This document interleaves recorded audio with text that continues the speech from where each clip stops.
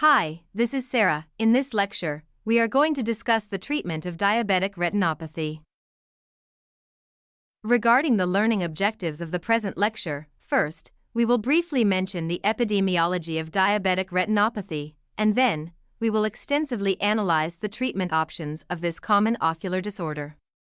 Finally, conclusions extracted from this presentation and some future directions will be presented. To begin with, we should remember that diabetic retinopathy is the most common microvascular complication of diabetes mellitus and the leading cause of vision loss in working-age population. More specifically, in 2020, more than 103 million people worldwide were affected by diabetic retinopathy. This number is estimated to rise as high as 160 million by the year 2045. Diabetic retinopathy is classified as non-proliferative and proliferative. Diabetic macular edema is a separate clinical entity, which can be observed either in isolation or in conjunction with non-proliferative and proliferative diabetic retinopathy. It constitutes the most common complication of diabetic retinopathy.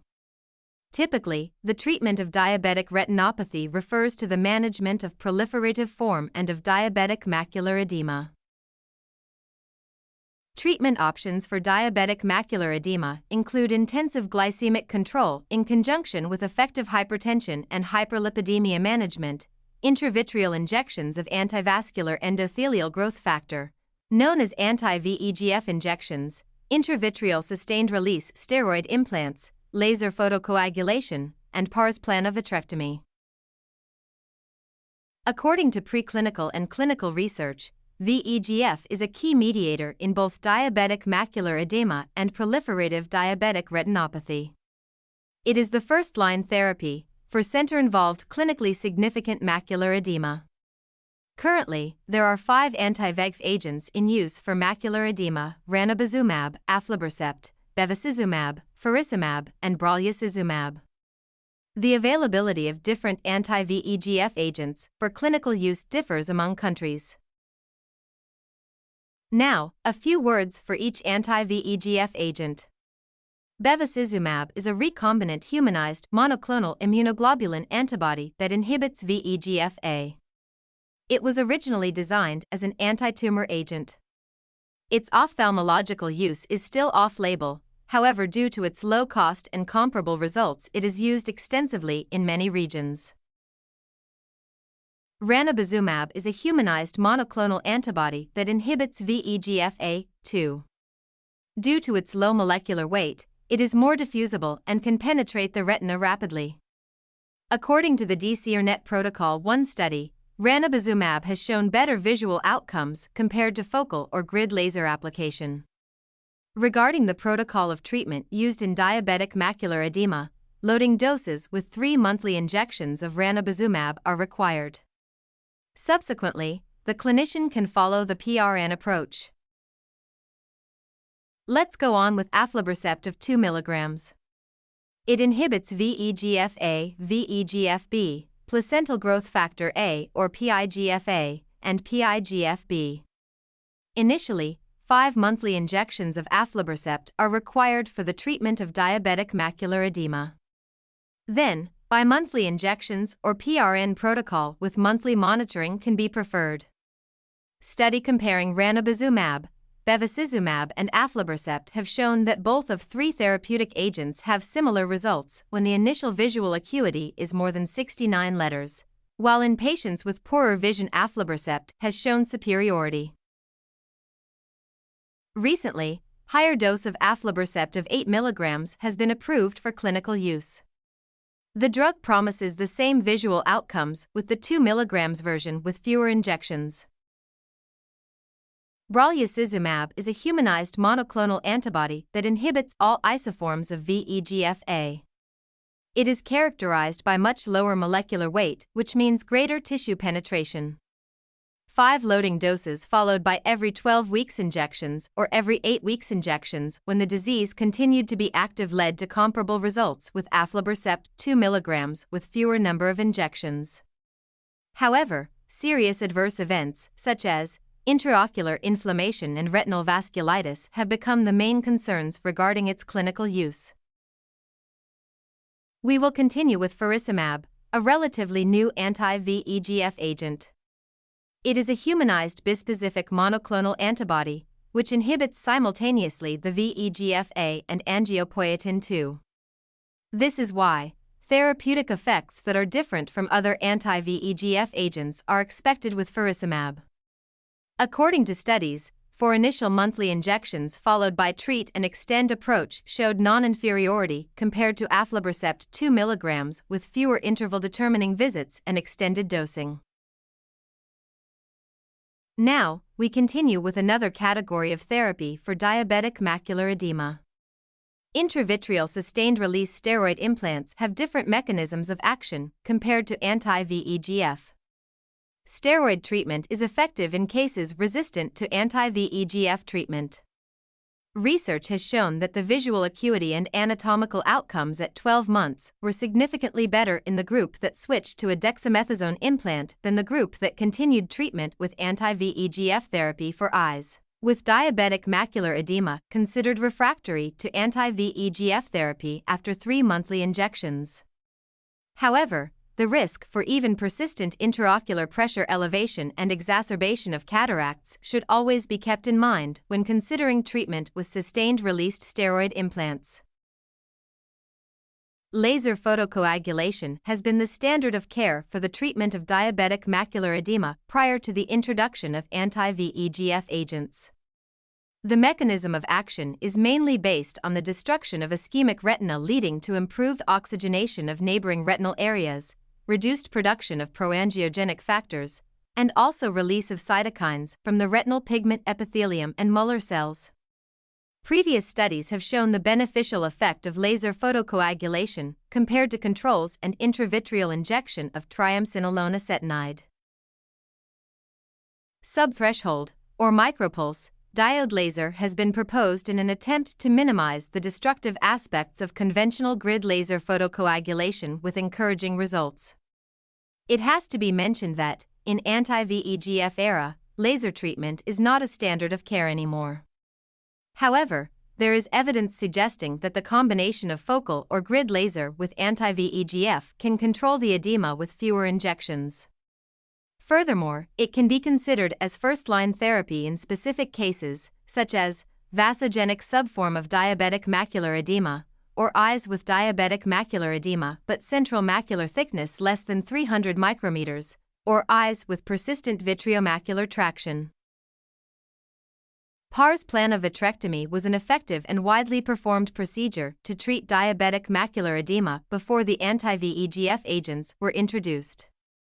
Vitreous surgery was considered suitable for eyes with diabetic macular traction and the edema associated with a thickened and taut posterior hyaloid. Nowadays, vitrectomy may be a suitable treatment option for diabetic patients with macular edema, which is refractory to anti-VEGF therapy or had multiple recurrences after the anti-VEGF therapy. And now, we continue with the therapeutic approaches used in proliferative diabetic retinopathy. Panretinal laser photocoagulation or PRP, intravitreal injections of anti-VEGF and pars plana vitrectomy are the main treatment options for this disorder.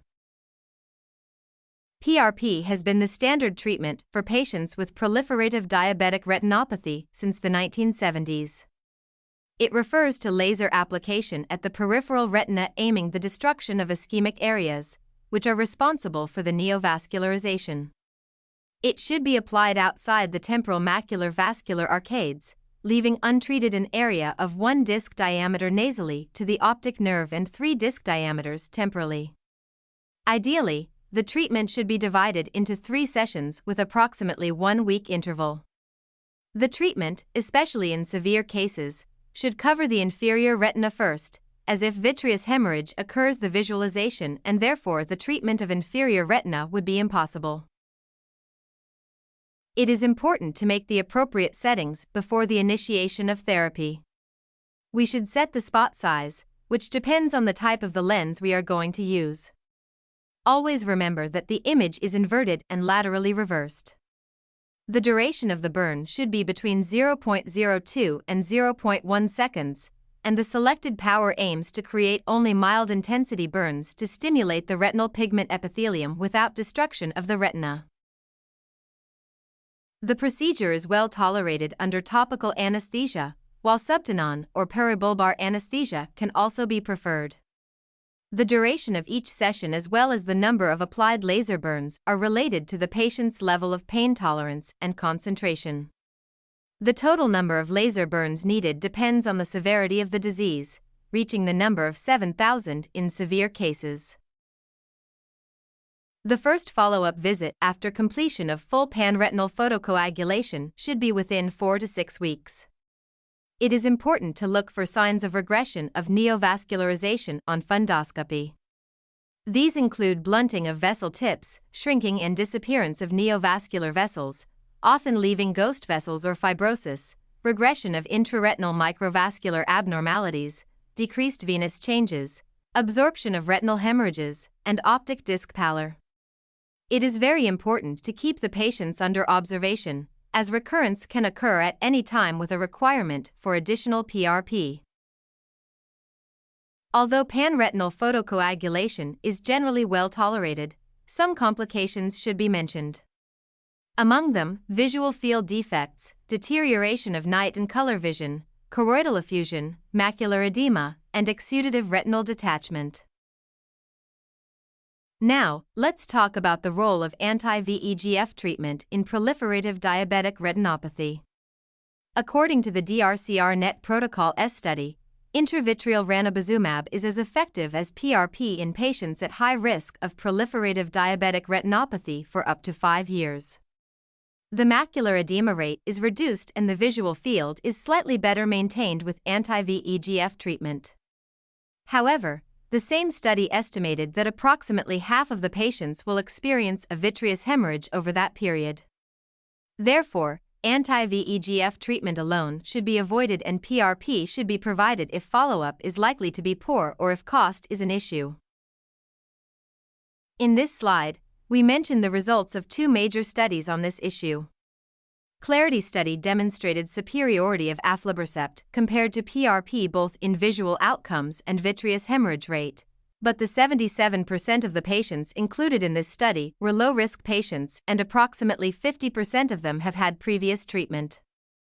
According to Premate study, although leakage improved with regular injections, the underlying ischemic index did not improve and, in fact, worsened after 12 months of regular injections. Thus, ischemia, manifesting as peripheral nonperfusion, continues unabated in the setting of anti-VEGF monotherapy.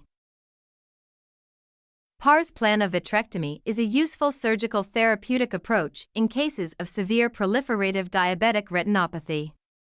The main indications include severe persistent vitreous hemorrhage, within 3 months in the absence of rubeosis iridis in patients with type 1 diabetes and in most of bilateral cases, as well as progressive tractional retinal detachment threatening or involving the macula, combined tractional and regmatogenous retinal detachment, dense premacular retrohyaloid hemorrhage, anterior segment neovascularization, and media opacities. In conclusion, intravitreal injections of anti-VEGF are the first-line treatment for center-involved diabetic macular edema. When the initial visual acuity is low, aflibercept has shown better results. Brolucizumab showed comparable results with fewer injections, however, serious side effects associated with its use are the main concern. Faricimab showed non-inferiority compared to aflibercept with reduced number of injections. Laser treatment of DME is not a first choice anymore, however, it can be preferred in combination with anti-VEGF or alone in selected cases. PRP continues to be the mainstay of proliferative diabetic retinopathy treatment in most healthcare systems, even in anti-VEGF era. The role of anti-VEGF agents in proliferative disease seems to be adjunctive, except in cases with coexistent diabetic macular edema. Vitrectomy plays an important role in severe cases. Finally, It has to be underlined that frequent intravitreal injections remains an enormous burden for both patients and healthcare systems. Telemedicine services may reduce the unnecessary visits at the hospitals and can lead to the early detection of visual deterioration. Sustained release and internal production devices aim to reduce the aforementioned burden, but they are still under investigation. Thank you for your attention. I hope this lecture has provided valuable knowledge regarding the treatment of diabetic retinopathy. Please don't forget to run the self-evaluation tests of the lecture.